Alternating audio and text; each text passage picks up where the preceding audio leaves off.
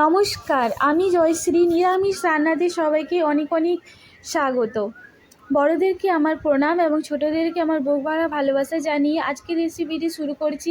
এখানে আমি বাসি ইডলি দিয়ে কীভাবে সুস্বাদু কিছু বানানো যায় তো সেটাই আমি করে দেখাচ্ছি, কারণ বাসি ইডলি তো খেতে ভালো লাগে না, শক্ত হয়ে যায়। তো সেই জন্যে আমার এখানে যে আগের দিনের ভিডিওটা দিয়েছিলাম ইডলির, সেই ইডলিগুলো থেকে আমার 5টা ইডলি বেঁচে গিয়েছিলো। তো ওগুলোকে আমি কিভাবে আরও টেস্টি করে কিছু নতুনত্ব কিছু বানানো যায় আর খেতেও ভালো লাগবে, আর এটা বানানো খুব ইজি। তো চলুন দেখে নিই এটা কিভাবে বানানো হয়।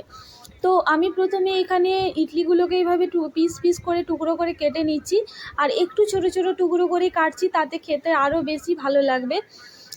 তো আমি নিজেদের সাইজ অনুসারে কেটে নেবেন আপনারা। তো আমি এইভাবে কেটে নিচ্ছি। আর হ্যাঁ, আমার চ্যানেলটা প্লিজ আপনারা সবাই আমাকে সাপোর্ট করুন, আমার চ্যানেলটা সাবস্ক্রাইব করে নেন, আর ভিডিওটা দেখার পর অবশ্যই একটা লাইক করে দেবেন, আর কমেন্ট করে অবশ্যই জানিয়ে নেবেন ভিডিওটা কেমন লাগলো আমার। তো চলুন রেসিপিটা দেখতে থাকুন। তো এখানে আমি ইডলিগুলোকে সব এইভাবে টুকরো টুকরো করে কেটে নিয়েছি। এরপর আমি কড়াই গরম হতে দিয়েছি, আর কড়াইতে সর্ষের তেলও দিয়ে দিয়েছি।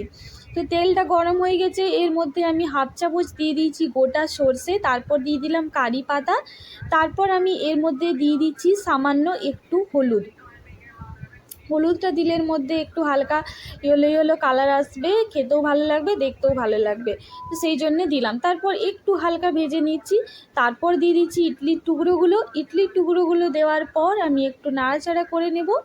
তারপর আমি দিয়ে দিচ্ছি লবণ। তো ইডলির টুকরোগুলো দেওয়ার পর নাড়াচাড়া না করলেও কোনো ক্ষতি নেই, আমি করিনি। তো তারপর আমি দিয়ে দিলাম লবণ।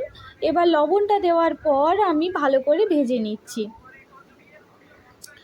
তো আমাকে প্লিজ, আমি আবার বলছি, আমাকে সবাই প্লিজ সাপোর্ট করুন।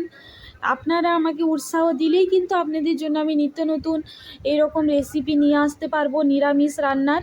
তো আমি এখানে একটু লঙ্কার গুঁড়ো দিয়ে দিচ্ছি, আর লঙ্কার গুঁড়োটা দিলে এটা খেতে স্পাইসি হবে, খেতেও খুব ভালো লাগবে। আর এটা যে মানে ইডলি থেকে বানিয়েছি সেটা কিন্তু মনেই হবে না।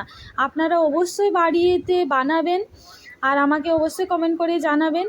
তো চলুন এইভাবে আমি তারপর দেখুন এখানে নাড়াচাড়া করে ভেজে নিলাম। তারপর একটা প্লেট ঢাকা দিয়ে এর মধ্যে ছোটো বাটির আধা বাটি আমি জল দিয়ে দিচ্ছি। তো এতে কী হবে, ইডলিটা তো শক্ত হয়ে যায় বাসি ইডলি, আর জল দিলে এটা সেদ্ধ হয়ে যাবে, আর মানে সব কিছু আর কি একসাথে খুব ভালোভাবে মিশে যাবে, এই যে লঙ্কার গুঁড়ো হলুদ যা যা দিলাম, আর খেতেও দারুণ হবে। তো জলটাও শুকিয়ে গেছে আর ভাজাও হয়ে গেছে, আর আমি এবার প্লেটে ঢেলে নিচ্ছি পরিবেশন করার জন্য।